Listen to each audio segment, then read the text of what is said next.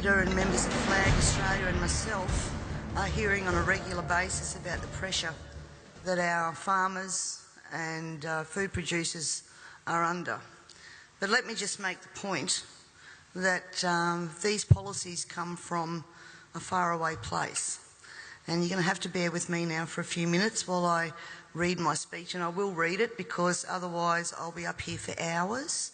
I get a bit carried away with this, so I've contained it to as smaller speech as I can do.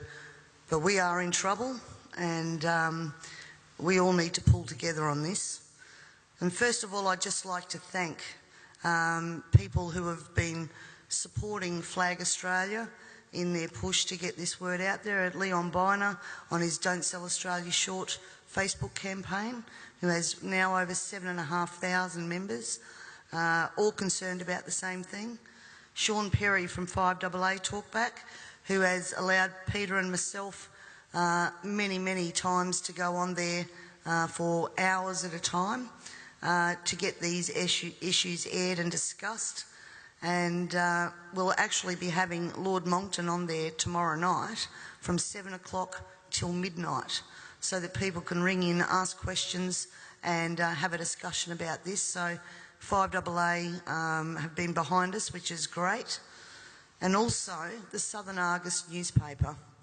They have been so supportive of getting the message out there of the stress that our primary producers are under, and we really can't thank all of those people enough.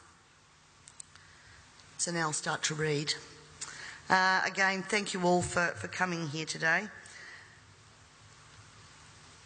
I also thank the many people behind the scenes who have helped to educate me on the global issues and how they are being implemented at a state level so that I can be an effective elected member of your parliament. And while I'm speaking to you today, I'm going to quote a number of people from various influential positions on the international stage, and I'll leave it with you to make up your mind if you want to continue to head in the direction that we're going.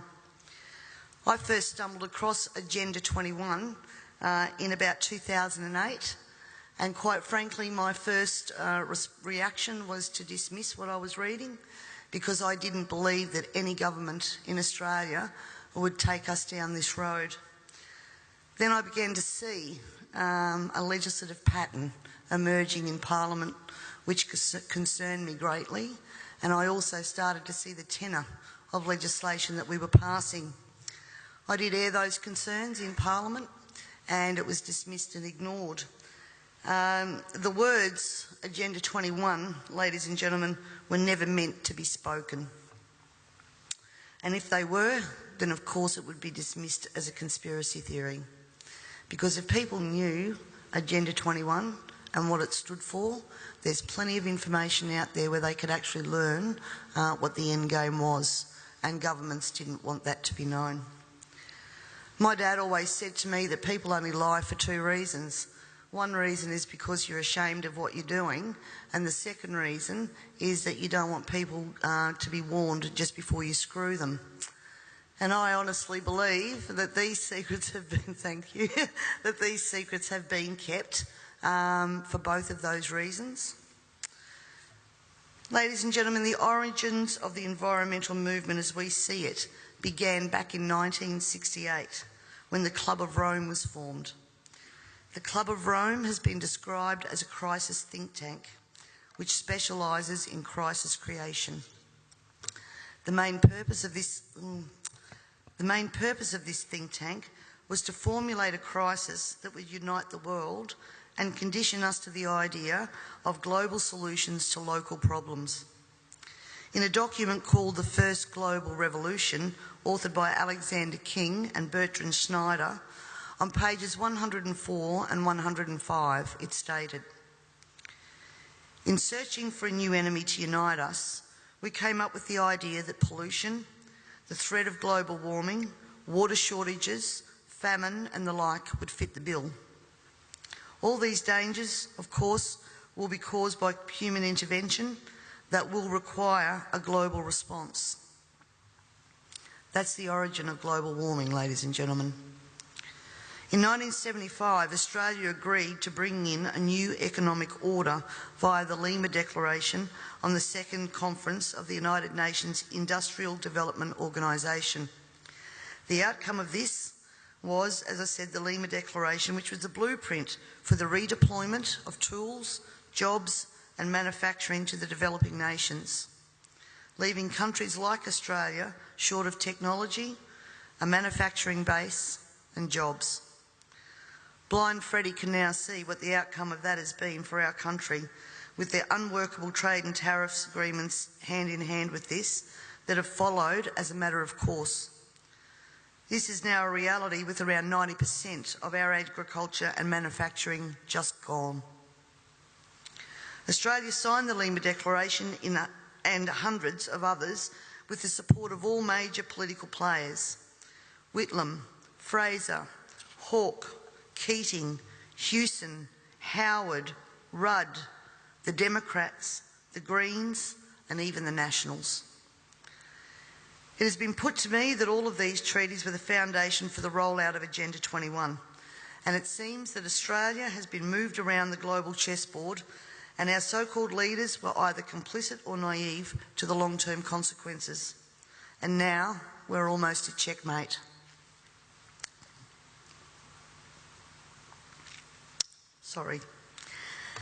In 1992, former President of the United States, George Bush Sr. said, "Effective execution of Agenda 21 will require a profound reorientation of human society, unlike anything the world has ever experienced. A major shift in the priorities of both governments and individuals, and an unprecedented redeployment of human and financial resources. This shift will demand that a concern for the environmental consequences of every human action will be integrated into individual and collective decision-making at every level." Cutting through the code, I want everyone to consider what the words "profound reorientation of all human society" and "unprecedented redeployment of human and financial resources" actually means. For everyone here tonight not familiar with Agenda 21, I would suggest that this is the beginning of your learning curve, not the end. In 1992, Maurice Strong, Secretary-General of the UN Earth Summit and member of the Club of Rome, said, "It is clear that current lifestyles and consumption patterns of the affluent middle class, involving high meat intake, consumption of large amounts of frozen and convenience foods, use of fossil fuels, ownership of motor vehicles, small electrical appliances, home and workplace air conditioning, and suburban housing are not sustainable." Put those statements together with the previous one, and it must become clear that Agenda 21 is about controlling every aspect of our lives: how we eat, what we eat, how much we eat, how we move around, food production, the amount of food, and where we even live. Dixie Ray, former Washington State Governor and Assistant Secretary for Oceans and International Environmental and Scientific Affairs, stated, "Agenda 21 seeks to establish a mechanism for transferring the wealth from citizens to the third world. Fear of environmental crisis would be used to create a world government and UN central direction." From a report in the 1976 UN's Habitat I conference, "Land cannot be treated as an ordinary asset, controlled by individuals and subject to the pressures and inefficiencies of the market. Private land ownership is also a principal instrument of accumulation and concentration of wealth, therefore contributes to social injustice." In other words, ladies and gentlemen, if you work hard and you exercise good financial management and invest in property, you are contributing to social injustice. In a report from the President's Council on Sustainable Development, we need a new collaborative decision process that leads to better decisions, more rapid change, and more sensible use of human, natural and financial resources in achieving our goals. And at the same time, Harvey Reuven, Vice Chair of the Wildlands Project, says individual rights will have to take a back seat to the collective. J. Gary Lawrence, advisor to President Clinton's Council on Sustainable Development. Participating in a UN-advocated planning process would very likely bring out many of the conspiracy-fixated groups and individuals in our society, and here we are. This segment of our society, who fear one world government and UN invasion, through which our individual freedoms will be stripped away, would actively work to defeat any elected official who joined the conspiracy by undertaking Agenda 21. So we will call our process something else. We will call it comprehensive planning or growth management or smart growth. We ended up with sustainable development. The redeployment of human and financial resources has now become visible to us all via the cut to services and programs to assist the sick, the young, the elderly, and of course the creation of another level of poverty now identified by the term the working poor. I was speaking to a person last week and he said to me, if Hitler was still around, he'd be sitting back thinking, I didn't need bullets for a global takeover. And he'd be right. We see daily cash grabbing via new taxes called levies, supposedly because we are cash strapped in this state, and at the same time see big project spending that does not fit with the message that we are in financial crisis. But we the people have to tighten our belt, while the government seems absolutely unaware and unconcerned of the amount of debt that it is accumulating.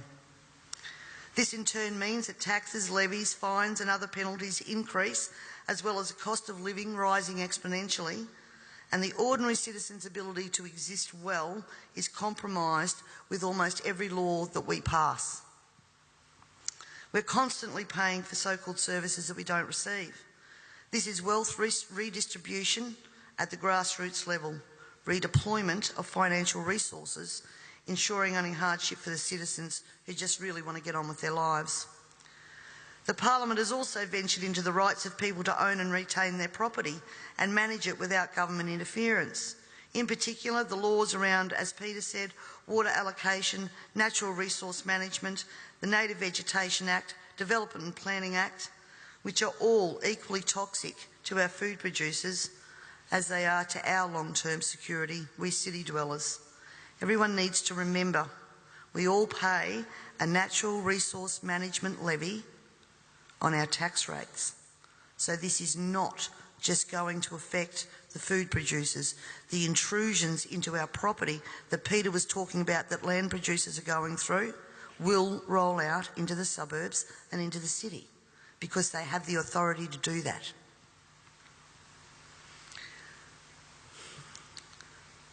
We all have already fiddled in Parliament with land titles of people in rural areas, and I'm talking about the Barossa and McLaren Vale legislation that passed.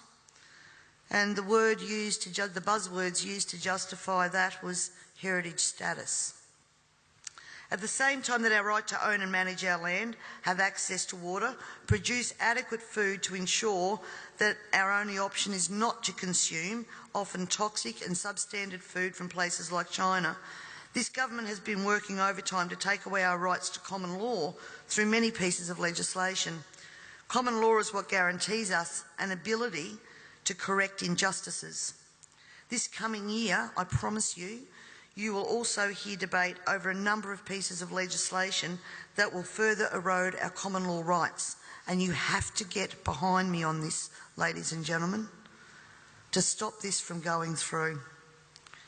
As Agenda 21 became more and more apparent to me, I began using the line in Parliament that government was now declaring war on its own citizens. And that goes back as far as 2008. This, of course, led me to being labelled a conspiracy theorist. But here we are now, openly talking about Agenda 21 and the ramifications we will see in a short period of time if this is not stopped in its tracks. Let me just say that I often hear we cannot stop what is happening. Two-party preferred system, vote Labor, vote Liberal, what does it matter? And in fact, that's probably true for the House of Assembly, because that's where government's formed. But ladies and gentlemen, here in South Australia we have the Legislative Council, the House of Review. And my friends, that is where the true power does lie. And the last thing that governments want you to understand is that no matter who is in power, the Legislative Council is there for checks and balances. And when the Legislative Council isn't overly influenced by the major parties, legislation can be blocked.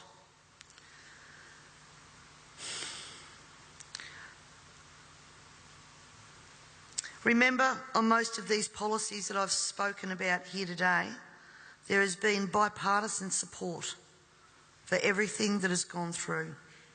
When the major parties join together, then the crossbenchers and minor parties, basically our vote is null and void. The way to avoid that is to make sure that when the major parties do join together, they don't have the numbers.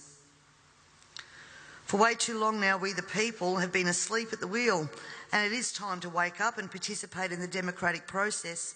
And to do that, you need to understand the parliamentary and political system that you are trying to rein in. In 1972, the Club of Rome published the alarmist Limits to Growth document, warning of worldwide overpopulation, the need for sustainable development. This was the beginning of the slow process of social engineering and programming people to accept that the planet is struggling to sustain life.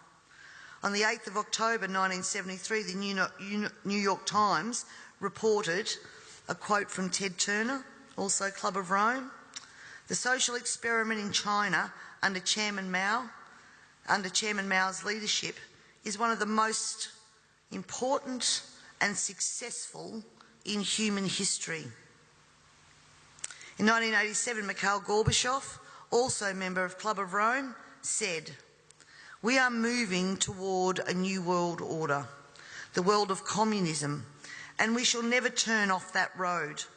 He also quoted in 1996 Monetary and Economic Review on page 5, "The environmental crisis will be the international disaster that will unlock the new world order, one world government." In 1992 came the Earth Summit, which produced the document called the Earth Charter.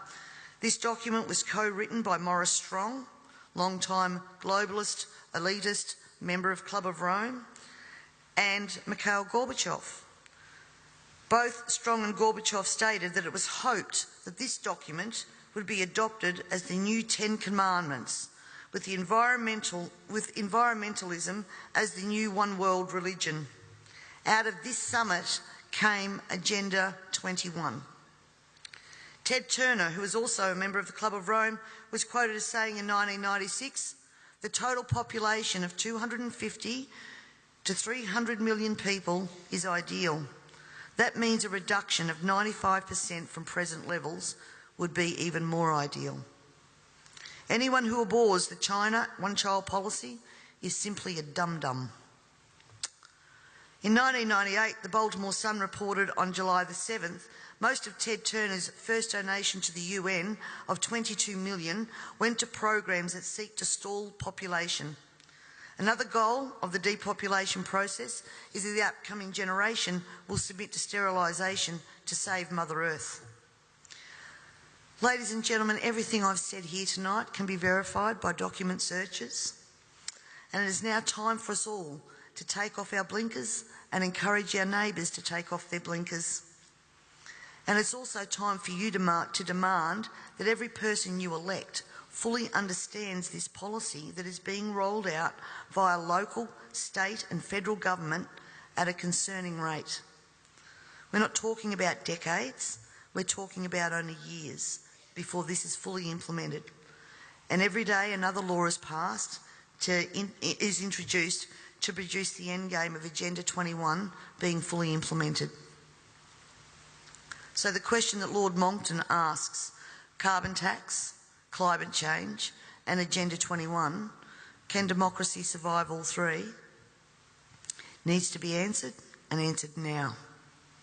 And you need to find out from your elected members what they know of Agenda 21, and if they don't know it, educate them. And if they don't know it, then push them to understand what they are voting on in Parliament, because this is crossroads. I thank you all very much for your time and for your attention, and I would now like to take the opportunity to introduce Lord Christopher Monckton. Thank you.